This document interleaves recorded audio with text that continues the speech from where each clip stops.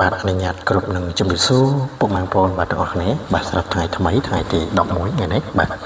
ទថ្ងៃនេះថ្ងៃទី11ខែ10បាទបងប្អូនបាទសម្រាប់ថ្ងៃនេះបងប្អូនក៏មានតម្រុយល្អបាទច្បាស់បាទសម្រាប់ចែកជូនបងប្អូន free ផងដែរបាទសម្រាប់ថ្ងៃទី11នេះបងប្អូនបាទ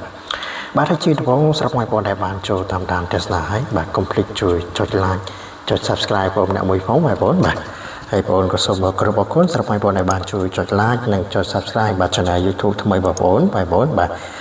នឹងគឺជា channel YouTube ថ្មីបងប្អូនណាបាទអញ្ចឹងសូមបងប្អូនជួយគ្រប់គ្រងជួយចុច like subscribe បងប្អូនម្នាក់មួយផងបងប្អូនបាទមុននឹងចូលទៅតម្រុយថ្ងៃទី11បាទបងប្អូនសូមអនុញ្ញាតបាទធ្វើការផ្ទៀងផ្ទាត់នៅតម្រុយសមាជិករបស់បងប្អូនបន្តិចសិនបាទនេះជាតម្រុយសមាជិកបងប្អូនសម្រាប់ថ្ងៃទី10បងប្អូនបាទស្ដាយមែនតើបាទពី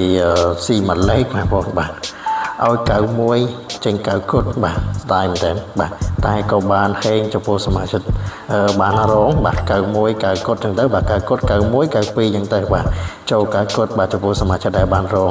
បានកៅគត់បាទឲ្យកៅមួយចេញកៅគត់បាទចំពោះសមាជិកសាមញ្ញបាទ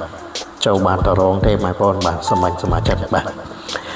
ហើយឥឡូវយើងចូលទៅកាន់តម្រុយរបស់យើងសម្រាប់ថ្ងៃថ្មីបាទថ្ងៃទី11ថ្ងៃនេះបាទថ្ងៃទី11ខែ10បាទហើយតម្រុយរបស់យើងថ្ងៃនេះបាទដូចតម្រុយម្សិលមិញដែរបាទដោយសារថាតម្រុយរបស់យើងម្សិលមិញថ្ងៃទី10តម្រុយ free របស់យើងម្សិលមិញថ្ងៃទី10អត់បានចូលបាទហើយថ្ងៃនេះបាទតម្រុយរបស់យើងថ្ងៃទី11នេះដូចម្សិលមិញដែរទេបងប្អូនបាទតម្រុយថ្ងៃនេះអាចនឹងចូលបងប្អូនបាទតម្រុយថ្ងៃនេះបាទសុទ្ធតែលេខល្អភាគរយ30មែនតើបាទអញ្ចឹងបងប្អូនឆ្លាញ់ពីចិត្តខ្ទង់ណាបងប្អូនអាចជ្រើសរើសបាទយកខ្ទង់នោះបានបងប្អូនបាទតម្រុយថ្ងៃនេះបាទគឺភាគរយចូលបាទច្រើនបងប្អូនបាទច្រើនមែនតើថ្ងៃទី11នេះបាទហើយចំពោះសមាជិកបាទថ្ងៃនេះបាទថ្ងៃទី11ចំពោះសមាជិកបាទថ្ងៃនេះគឺមានលេខបុកពិសេសល្អមកក្រប់សម្រាប់ឲ្យសមាជិកទៀតហើយបាទថ្ងៃទី11នេះបាទចំពោះសមាជិកបាទថ្ងៃនេះគឺមានលេខបុកពិសេសល្អមកក្រប់ទៀតហើយបាទសម្រាប់ឲ្យសមាជិកផងដែរបាទថ្ងៃទី11នេះបាទហើយដូចរដងចឹងចំពោះសមាជិកគឺអត់ឲ្យច្រើនទេបងប្អូនបាទឲ្យតែមកក្រប់ទេសមាជិកបាទហើយថ្ងៃនេះចំពោះសមាជិកមានលេខបុកពិសេសមកក្រប់ទៀតហើយបងប្អូនបាទល្អខ្លាំងមែនតើបាទមកក្រប់ទេបាទលេខបុកពិសេសមានតែមួយក្រប់ទេ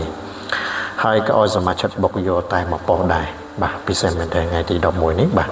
មកក្រប់ហើយបាទឲ្យបុកយកតែមួយប៉ុស្តិ៍ទៀតបាទគឺថាពិសេសខ្លាំងតែម្ដងបាទថ្ងៃនេះបាទល្អមែនតើល្អខ្លាំងតែម្ដងបាទមកក្រប់បុកតែមួយប៉ុស្តិ៍ទេបងប្អូនបាទស្រាប់ថ្ងៃទី11នេះបាទហើយតម្រុយរបស់យើងក៏មានតែប៉ុណ្្នឹងទេបាទហើយជាចុងក្រោយបងប្អូនក៏សូមជូនពរបងប្អូនជួបតែសំណាងល្អហើយដល់គ្នាបងប្អូនណាបាទហើយគណៈពេលនេះបងប្អូនក៏សូមអរគុណសូមគោរពលាបងប្អូនបាទ